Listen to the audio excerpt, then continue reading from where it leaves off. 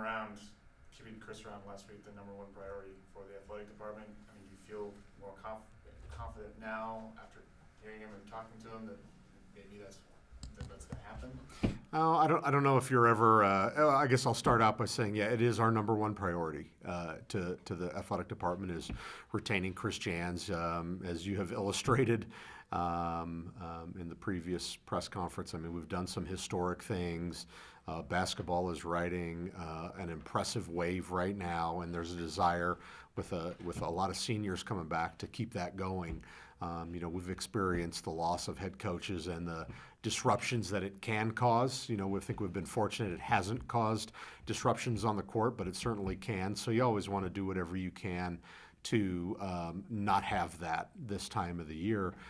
As far as being confident, I think you're always looking at what jobs are opening up, what people are saying. There's really nothing you can do about it except what we've done, and that's be proactive.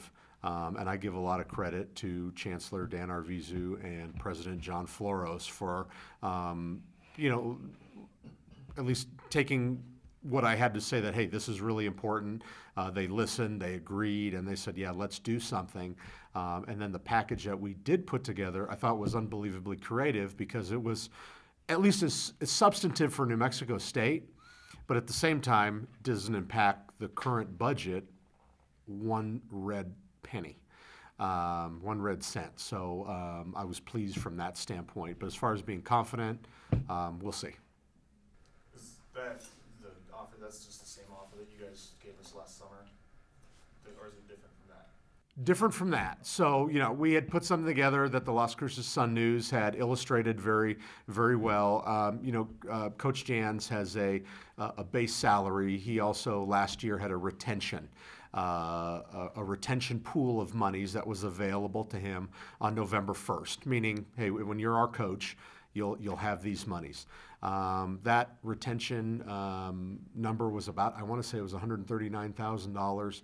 We went out and secured 2 new sources of funding, more private dollars to the tune of, right now, as it stands, it could increase $71,000, plus playing a second guarantee game. That totals approximately $150,000. When you put that through, I call it the university blender, which is the fringe, what it costs to actually, in addition to your base salary.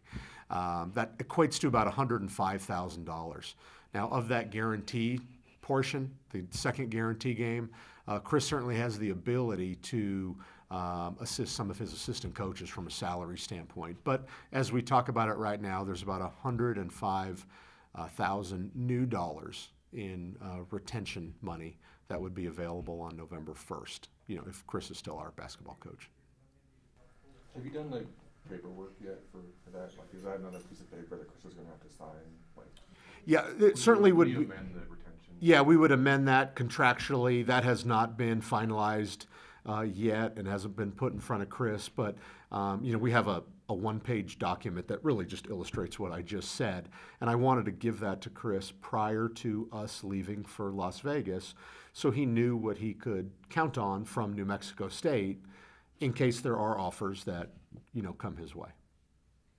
Mario, in your men's and women's basketball teams, can you pinpoint any critical item that has propelled the success of your program, whether it's retention of coaches or recruiting? Is there any one factor that you can credit with that? It's a great question because we've had 3 coaches now in, 4 years, and we've had success. I think when you look at what Chris Jans has done, I think a lot of people would say, wow, you've taken success to that a different little level, being competitive with Kansas and Auburn coming down to the last possession against both of those schools, still winning, some Power 5 contests against Miami, against Illinois. Certainly did that against Arizona State as well under Coach Weir. But it just feels a little different, the streaks, the win streaks, and just the national profile. I mean, the last time I checked, prior to the NCAA tournament, we were 30th in the AP poll. That's pretty heady stuff, certainly for a school with an $18 million budget. But I don't know if we can pinpoint one thing other than momentum.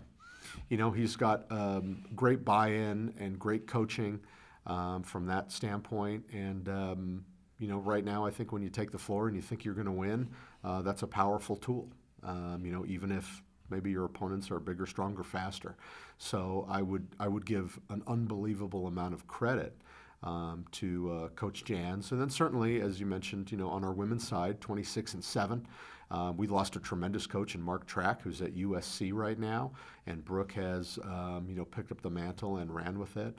I still think we have two of the best players in the league, in Brooke Salas and Gia Pack, but Gia has 26 wins, is a tremendous accomplishment for our women's program as well.